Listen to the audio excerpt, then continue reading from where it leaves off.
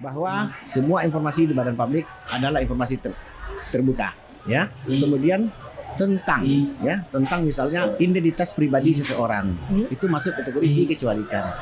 Riwayat kesehatan seseorang atau rekam medis itu termasuk dikecualikan. Tentang data aset benar, aset pribadi orang. Nah, ini tanah ini milik Cutkah gitu kan? Saya bertanya kepada badan publik. Misalnya saya tanya ke kantor lurah, Pak Lurah, kata orang ini tanahnya milik Cut atau milik seseorang lah.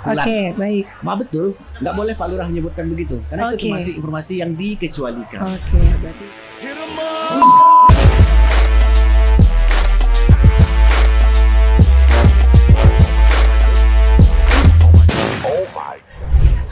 Assalamualaikum warahmatullahi wabarakatuh. Halo Sobat Diskominfotik Provinsi Riau. Kembali lagi bersama saya Dewi Cidiana Putri dalam podcast Haidir Tanjung Diskominfotik Provinsi Riau.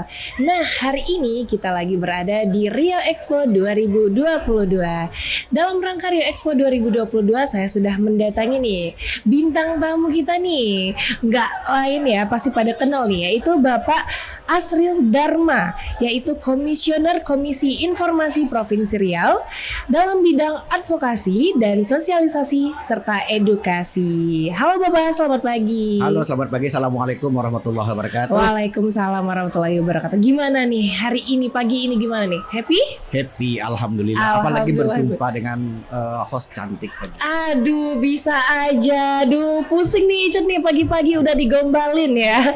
Nah, berbicara tentang Komisi Informasi Provinsi Riau nih, kita mengusung tema pada hari ini yaitu keterbukaan informasi publik di tingkat desa. Nah nih Sobat Diskominfotik Provinsi Riau yang lagi di desa mungkin bisa lihat nih ya, bisa ngikutin podcast kita di YouTube channel Diskominfotik Provinsi Riau. Nah, apa sih Pak yang dimaksud dengan keterbukaan informasi publik? Baik, pertama mungkin untuk semua pendengar atau pemirsa channel Diskominfo ya. Iya, Sobat Diskominfo namanya. Sobat Diskominfo ya.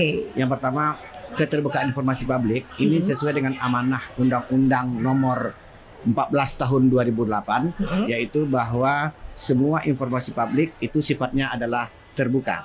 Ya. Jadi artinya apa itu informasi publik? Yaitu informasi yang dihasilkan, disimpan, kemudian disalurkan oleh badan publik. Nah, tentu muncul pertanyaan, apa itu badan publik? Iya, benar. Nah, badan publik sesuai dengan Undang-Undang Nomor 14 Tahun 2008 ini, yaitu organisasi, lembaga, instansi atau organisasi ya, yang semua biaya atau pendanaannya bersumber dari anggaran pendapatan belanja negara atau belanja daerah atau sumbangan masyarakat atau sumbangan luar negeri. Ketika dia memenuhi unsur itu, maka dia jadi badan publik. Berarti itu merupakan badan publik ya? Tadi organisasi, lembaga, instansi yang penghasilannya dari apa tadi Pak? Bukan penghasilannya. Oh, bukan. Operasionalnya. Pembiayaannya. Dari segala jurun ya. Dari yang saya sebutkan tadi. Iya, benar. Nah, gimana nih Pak sejarah keterbukaan informasi publik dari masa ke masa nih, biar Sobat Diskominfo tuh pada tahu nih apa sih informasi publik ini gitu. Baik, kita bercerita tentang keterbukaan informasi publik. Jadi begini, kita bagi dua era saja, era sebelum reformasi dan era setelah reformasi. Nah, kalau era sebelum reformasi, informasi publik itu sifatnya tertutup. Artinya kecuali yang boleh dibuka. Sehingga kita waktu itu selalu mendengar kalau ada kita tanya ke suatu instansi, Pak ini apa Pak? Oh ini rahasia negara. Ya benar. Terlalu banyak rahasia negara ya. Ini rahasia perusahaan gitu ya. Iya benar sekali. Itu di zaman sebelum reformasi. Nah setelah reformasi itu berbalik. Semua informasi itu sifatnya terbuka. Sampai saat ini kita terbuka. Kecuali yang dikecualikan. Nah dibalik ya. Kalau dulu itu sebelum Orde Reformasi itu kalau ibarat kertas putih itu semuanya hitam, kertas hitam, ada titik putih di tengahnya. Nah kalau hari ini semuanya putih semua, terbuka. Tidak ada titik hitam ya, kecuali tidak semua juga. Keterbukaan informasi bukan berarti ketelanjangan. Ya, ada hal-hal yang dikecualikan dalam prinsip-prinsip keterbukaan informasi. Iya. Boleh tahu tuh apa yang dikecualikan itu dalam hal prinsip-prinsip informasi tadi? Baik, kita misalkan begini.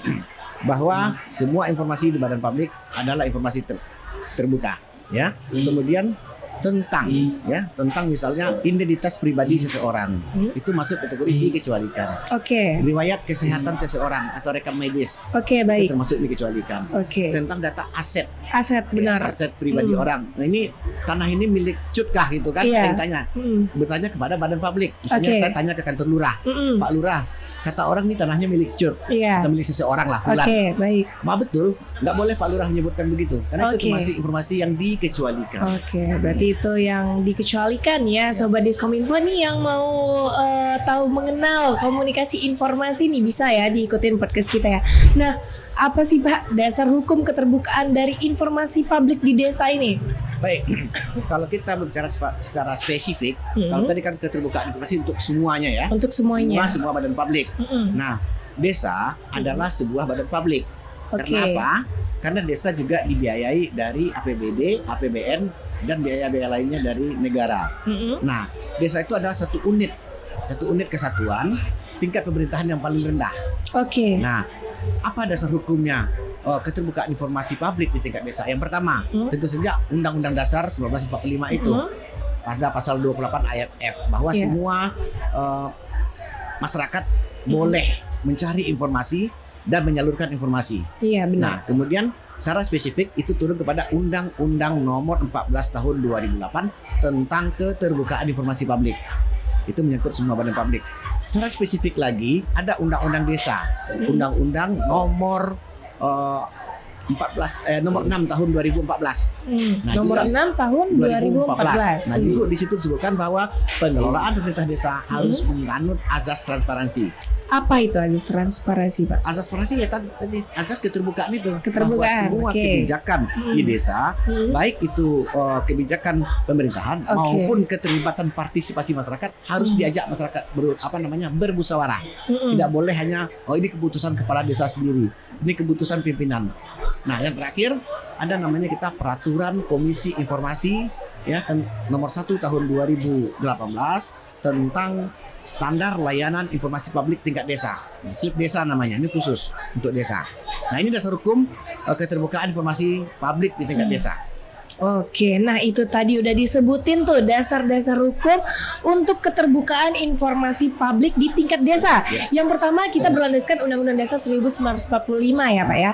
Terus kita juga berlandaskan Undang-Undang Nomor 14 Tahun 2008. Ya. Benar ya Pak? Terus ada Undang-Undang Desa juga nih Nomor 6 Tahun 2014 dan yang terakhir Peraturan Komunikasi Informasi Nomor 1 Tahun 2004. Bukan komunikasi informasi, komisi informasi. Oh iya, Komisi Informasi, lupa ya.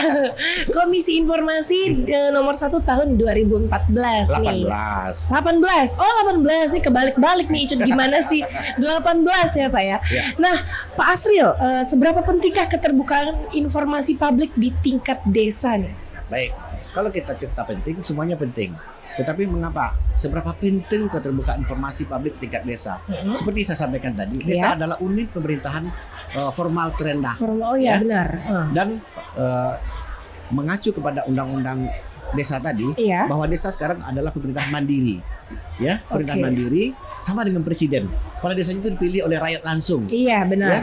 beda dengan Pak Camat. Kalau Pak Camat kan masih ditunjuk, Pak Lurah masih ditunjuk. Iya, benar. Nah, jadi setiap kemudian lagi bahwa desa sekarang dikucurkan dana yang luar biasa besar, ya sampai 1 miliar, 2 miliar, 3 miliar. Nah, pengelolaannya itu harus menganut azas-azas transparansi tadi, sehingga masyarakat betul-betul diajak, dilibatkan. Ini dananya kita apakan? Oke. Ya, kemudian pertanggungjawabannya jelas.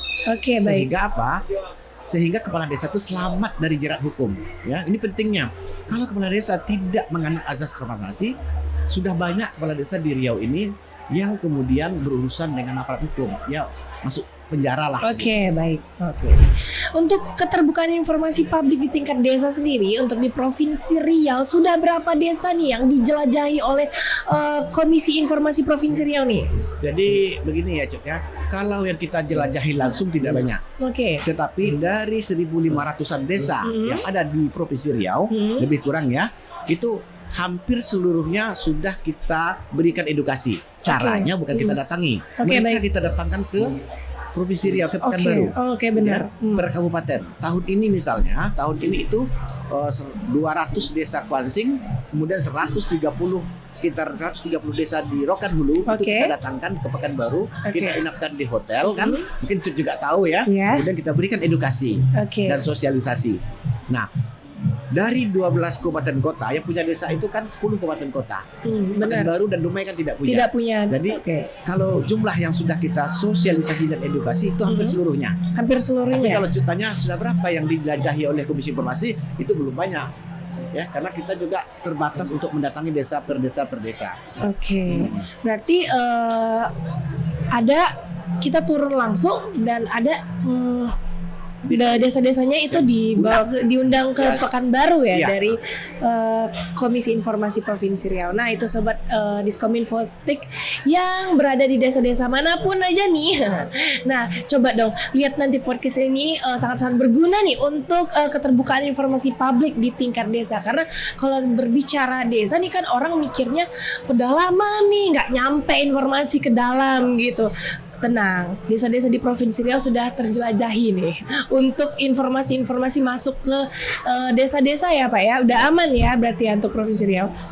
Sudah, alhamdulillah. Apalagi sekarang mayoritas desa-desa kita kan juga sudah dijangkau internet ya. Iya benar. Artinya tidak kita jangkau secara fisik, kita Iya. bisa jangkau secara virtual. Virtual Iya. benar sekali. Nah. Nah nih, nah bagaimana nih Pak implementasi dan perkembangan keterbukaan informasi publik desa di Provinsi Riau saat ini? Baik, kalau kita cerita tentang implementasi, artinya indikator kita, ya indikator kita dari 1.500 desa tadi yang bersengketa ke kita tahun ini tidak sekitar 10 desa. Oke. Artinya 10 per 1.500 kan tidak terlalu besar ya presentasinya. Artinya walaupun dikatakan tidak kecil. Kalau kita tanyakan berarti berarti dugaan kita mereka sudah paham dengan undang-undang keterbukaan informasi sehingga tidak bersengketa, atau memang masyarakatnya yang belum melek dengan undang-undang sehingga dia menemukan ketidakterbukaan tapi belum bisa melaporkan. Oh iya, begitu. belum memahami ya, lebih tepatnya Masyarakatnya ya, sehingga masyarakatnya tidak baik. belum bersengketa. Iya. Nah, indikator kan begitu. Tetapi kalau dari 1.500 desa yang bersengketa 1.000, nah ini berarti implementasi undang-undang kita masih mengkhawatirkan. Masih gitu. ya, Nah, masih dikhawatirkan ini. Iya. Gimana ini ya, Pak ya? nah, Nah, kalau berbicara tadi kan kita berbicara tentang keterbukaan informasi publik nih di tingkat desa. Sementara Bapak Asril Dharma ini juga merupakan bidang advokasi. Mungkin kita kulik-kulik sedikit nih Pak tentang seperti apa sih sidang yang dilakukan oleh Komisi Informasi Provinsi Riau. Mungkin Sobat Diskominfo pengen tahu aja nih. baik. Kalau kita cerita sidang, ya, ini kita punya cerita ya. Iya. Pak Desa itu kalau udah dibilang dia pernah mengatakan gini. Saya didatangi oleh suatu lembaga. Iya. Apakah namanya lembaga apa ya? Mm-mm. Kemudian kalau Bapak tidak mau beri informasi ke saya, Bapak akan saya seret ke meja hijau. Oke, Gitu akan ya? dilaporkan. Ya. Waduh, main meja Ya, hijau, ya, pusing nih. Ya, meja hijau. Mm-mm. Ternyata begini, meja hijau yang dimaksud itu adalah disengketakan ke Komisi Informasi. Oke. Memang dalam proses sidang kita memang seperti hakim. Oke. Kita seperti hakim, ada 3 orang, ada meja hijau, ada palunya, dan semua perangkat sidangnya ada seperti Oke, sidang. oke. Tetapi laporan ini tidak melalui kepolisian atau penyidik, Oke. yang dilaporkan langsung Langsung ke Komisi komisi. Informasi. Tetapi sebelum masuk ke laporan, ada tahapan-tahapan yang harus dilalui. Nah, oleh Sobat pemohon Diskominfo informasi. pengen tahu nih. Ya. Pengen tahu Pak Azrul mungkin bisa lihat ke kamera sebelah sana, Ya. langsung kasih tahu Ya. Sobat Diskominfo. Jadi sebelum kita masuk ke sengketa informasi, ya, pertama bahwa pemohon informasi harus mengajukan informasi secara formal ke badan publik. Oke, harus secara formal mengajukan tuh, ya. formal. Ya, pemohon informasi formal itu bagaimana? Sesuai dengan undang-undang keterbukaan informasi itu, siapa yang boleh menjadi pemohon informasi? Oke. Yang pertama, boleh individu warga negara Indonesia dibuktikan dengan kartu tanda penduduk. Oke, baik. Yang kedua, boleh lembaga dibuktikan dengan akta, misalnya Akta. LSM atau boleh lembaga apa saja. Yayasan atau apa, dia mengajukan sebagai pemohon informasi. Oke. Nah, setelah itu dia akan mendatangi sebuah badan publik, misalnya kantor desa. Nah, sesampai di kantor desa akan dilayani oleh petugas desinformasi di kantor desa itu. Kemudian dia akan diminta memperlihatkan identitas tadi, kemudian disodorkan form pengisian. Oke. Dia meminta informasi apa? Oke. Nah, setelah dia mengisi permintaan informasi itu, des layanan akan memberikan kepada PPID-nya. PPID, oke. PPID baik. itu namanya petugas pengelolaan informasi dan dokumentasi, ya. Nah, sampai di tangan itu dia akan ditelaah. Dia punya waktu 10 hari 10 hari. 10 hari Oke, saja. untuk mentelaah itu ya, Bukan Pak? mentelaah. Apa? Sampai menjawabnya 10 hari. Oke, Ya. menjawabnya 10 hari. Boleh Baik. hari pertama, hari kedua, hari ketiga sampai hari ke-10. Oke, Maksimal. baik. Tetapi ketika mungkin pada hari ke-9 atau hari ke-8 Mm-mm. dia belum bisa memberikan informasi dengan sejumlah alasan, misal informasi belum dikuasai Oke, baik. atau informasi belum bisa dibongkar, arsipnya banyak, Mm-mm. dia harus memberitahu kepada pemohon informasi. Oke. Kami belum bisa memberikan karena ini masih dicari. Mm-mm. Oke, dia bisa minta waktu 7 hari. 7 hari. Jadi sudah 10 tambah 7, 17 hari. 17 hari ya. Ya. Lumayan Nah, lama. sebelum 17 hari dia harus mengabulkan atau tidak mengabulkan. Oke. Ketika 17 hari dia tidak mengabulkan misalnya, nah berarti nanti pemohon informasi bisa mengajukan keberatan Keberatan. Baik. kepada atasan PPID tadi. Mm-mm. Siapa atasan PPID kalau di desa? Adalah kepala desanya. Kepala desanya Ya. langsung. Oke. Kepala desa, kalau tadi kan petugasnya Mm-mm. kepala desa. Atau jawaban diberikan, tetapi pemohon tidak puas, Oke. juga boleh memberikan keberatan. Mm. Nah, waktu keberatan ini oleh berapa waktu yang kesempatan diberikan Ditentukan. kepada atasan PPID ini Ya. ada 30 hari. 30 hari. Ya, Oke. 30 baik. hari Mm-mm. untuk menelaah itu memberikan atau tidak memberikan informasi. Oke. Ya. Nah, bisa saja nanti sampai di atasan PPID dia memberikan informasi atau tidak. Nah, setelah masa waktu 30 hari dia tidak memberikan informasi juga, maka pemohon informasi berhak mengajukan sengketa informasi kepada Komisi Informasi. Oh, langsung ke komisi. Baru masuk sidang. Baru masuk Masuk sidang. laporan baru ya. Oh, laporan Ya. ke komisi. Informasi. Oke. Nah, di Komisi Informasi laporan itu akan diperiksa. Mm-mm. Registernya akan diregister kalau memenuhi syarat. Misalnya tadi ada pemohonnya memenuhi syarat, Mm-mm. kemudian jangka waktu yang tadi Mm-mm. 10, 7, 30 sudah memenuhi syarat, baru kita bisa masuk sidang. Oke. Nah, kalau tidak memenuhi itu tidak bisa masuk sidang. Belum bisa masuk sidang. Ya, memang harus dipenuhi dulu ya, Ya. Pak, semua Nah, syarat. ketika Oke, baik. memenuhi itu, Mm-mm. kita akan melakukan pemanggilan kepada para pihak, pemohon dan termohon. Oke. Kita punya waktu 100 hari untuk menyidangkan itu. 100 hari. sampai Itu udah keputusan. hitungan yang tadi belum? Belum. Oh, berarti Mulai dari daftar register. daftar register Sampai 100 vonis. hari. Oh, Oke, Ya. sampai vonis. Wah, lumayan lama juga ya. Daftar hari. Nah, keputusan kita ambil dalam 100 hari maksimal. Tapi Mm-mm. bisa jadi 3 minggu selesai. Ya, atau seminggu selesai, tergantung. Oke. Karena bisa prosesnya atau adjudikasi non litigasi Mm-mm. atau kita melalui mediasi. Mediasi. Oke, baik. Ya, kalau mediasi kadang-kadang 2 minggu selesai. Oke. Apakah selesai sampai di Komisi Informasi? Tidak. Masih Kalau ada para lagi pihak itu kelanjutannya. tidak puas, Oke. misalnya kita putuskan Mm-mm. permintaan informasi dikabulkan, Oke. termohonnya tidak puas, dia bisa banding ke PT UN. Oh, bisa banding ke PT UN langsung. Ya, ya. Oke, Atau ke baik. pengadilan negeri, tergantung badan publiknya siapa. Oke. Terakhir tidak puas juga, kita bisa dikasasi sampai ke Mahkamah Agung. Waduh, Jadi keputusan Komisi Informasi Provinsi Riau itu bisa diuji sampai ke Mahkamah Agung. sampai Mahkamah Agung nih bisa Iya. diuji ya, sobat ya. Nah, itu kira-kira prosesnya dari permohonan informasi sampai keputusan Heeh. di Mahkamah Agung. Ternyata lama dan ribet juga ya, Ya. ternyata ya. Ini sama kayak sidang-sidang yang lain juga nih. Nah, apakah hal tersulit yang dihadapi selama pelaksanaan sidang sengketa nih di Komisi Informasi? Secara umum sebenarnya tidak ada yang sulit karena gini, sidang kita adalah sidang sederhana. Jatuhnya kan sidang tata usaha negara. Nah, kalau sidang sederhana itu biasanya 4 kali, 3 kali sidang. Nah, Oke. mungkin kendala yang kita alami adalah misalnya ketika sengketa sudah masuk, sudah diregistrasi, kadang-kadang pemohon itu tidak datang.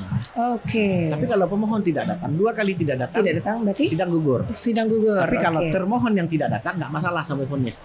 Oh, Tetap berarti kita kalau sidang. termohon nggak datang nggak apa-apa, Nggak apa-apa. tapi permohon nggak datang 2 berarti kali, 2 kali gugur. gugur. Oke, selesai ya, Karena dia yang selesai nih. minta, masa nggak datang gitu loh.